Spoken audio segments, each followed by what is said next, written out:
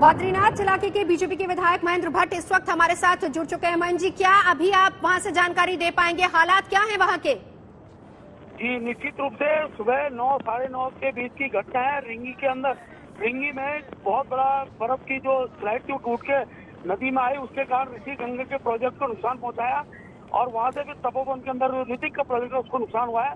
उसके कारण बड़ी संख्या में पानी का बहाव था, लेकिन अब धीरे धीरे पानी का बहाव स्थिर हो रहा है और जो प्रोजेक्ट में काम करने वाले मजदूर थे उनके बारे में जानकारी मीटिंग की आ रही है। जो जैसी जानकारी स्पष्ट आती है वो सबको उसकी जानकारी आएगी, लेकिन अभी जो है सबको अलर्ट कर दिया गया है। एनडीआरएफ एसडीआरएफ की टीमें पूरी तरह सतर्क हो गई है। जिला प्रशासन पूरी तरह अपने काम पे लग गया है। किसी प्रकार की अभी जान माल जो ग्रामीण क्षेत्रों में जो नुकसान की कोई संभावना नहीं है।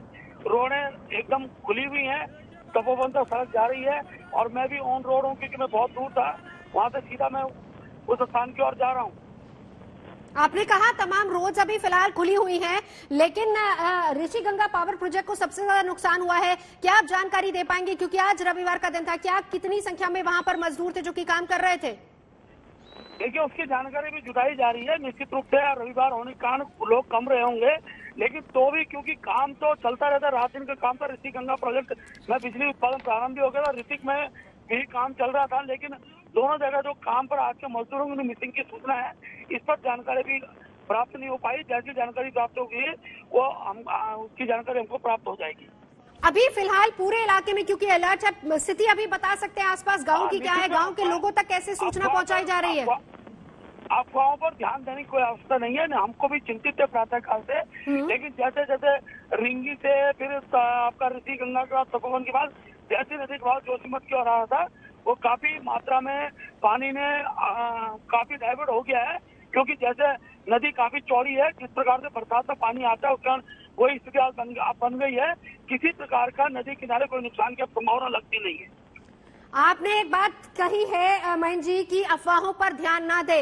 हम चाहेंगे कि आज तक के माध्यम से, हमारे इस माध्यम से आप वहां बसे लोगों के लिए एक संदेश दें, मैसेज दें, उनको बताएं क्या कुछ एग्जैक्ट सिचुएशन है, खुद को किस तरीके से बचाया जा सकता है तब तक जब तक की मदद नहीं पहुंच पाती वहां। हमने प्रातःकालीन जिला प्रशासन के माध्यम सभी ग्राम सभाओं के प्रधान जिनकी खेती बाड़ी नदी किनारे थी उनको अलर्ट कर दिया गया है।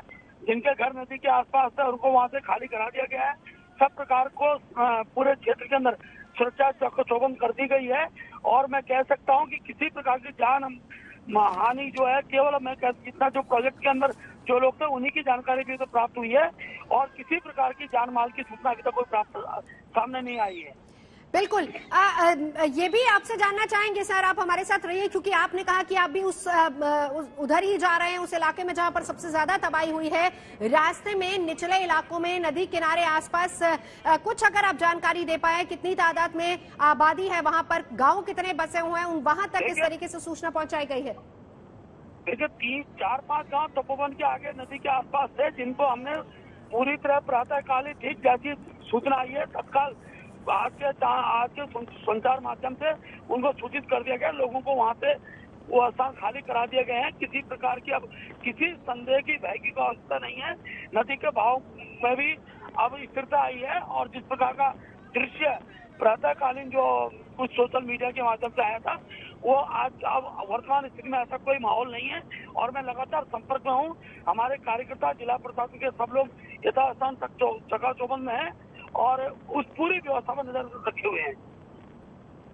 जी, लगातार टीमें भी वहां पर पहुंच रही हैं। आप जिस तरीके से बता रहे हैं बीजेपी के विधायक महेंद्र भट्ट बद्रीनाथ से हैं, तो इन्हीं से हम लगातार जानकारी भी ले रहे हैं। अभी क्या और जानकारी मिल पा रही है, क्योंकि चलिए उनका संपर्क कट गया, लेकिन जो जानकारी उन्होंने दी तपोवन और उसके आसपास के 4-5 गांव जहां पर आबादी थी, सबसे पहले उन्हीं लोगों तक ये सूचित किया गया, सूचना पहुंचाई गई और फिर उसके बाद तमाम गांवों को खाली करवाया गया। नुकसान जो सबसे ज्यादा हुआ है ऋषि गंगा पावर प्रोजेक्ट, जहां से खबर मिल पा रही है, हालांकि एग्जैक्ट नंबर नहीं है, लेकिन वो लोग जो उस वक्त वहां पर काम कर रहे थे उनके लापता होने की खबर बताई जा रही है। अभी लगातार एसडीआरएफ की टीम वहां पर मौजूद है, सेना के जवान वहां पर मौजूद है, मोर्चा संभाले हुए हैं।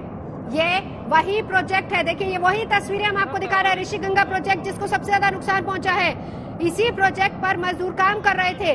उनके गायब होने की खबर है, वो खबरें जो मिल पा रही है, हो सकता है कि वो पानी के बहाव में बह गए हों, लेकिन अभी एग्जैक्ट नंबर नहीं मिल पाया है। रविवार का दिन होने की वजह से कम लोग भी हो सकते हैं, लेकिन ये वही प्रोजेक्ट की तस्वीर हम आपको दिखा रहे हैं। सैलाब की चपेट में ये पूरा पावर प्रोजेक्ट आ गया, ऋषि गंगा पावर प्रोजेक्ट, जिसको भारी नुकसान पहुंचा है। कई मजदूरों के बहने की खबर आ रही है। आईटीबीपी, एसडीआरएफ की टीमें लगातार वहां पर मौजूद है। ये तस्वीरें जो हम आपको दिखा रहे हैं, ये ऋषि गंगा पावर प्रोजेक्ट, ये वही पावर प्रोजेक्ट है जो सबसे पहले ग्लेशियर टूटने के बाद इसकी चपेट में आया। इसी पर जब मजदूर काम कर रहे थे वो बह गए हैं। इसके अलावा ये तस्वीरें देखिए, ऋषि गंगा पावर प्रोजेक्ट की तस्वीर हम आपको दिखा रहे हैं। सैलाब की चपेट में ये पूरा पावर प्रोजेक्ट आया जो पूरी तरह से तबाह हो चुका है। ये तस्वीरें हम आपको दिखा रहे हैं। पूरे इलाके में हाई अलर्ट है और पूरे इलाके में लगातार एसडीआरएफ की टीम, आईटीबीपी के तमाम जवानों को लगा दिया गया है।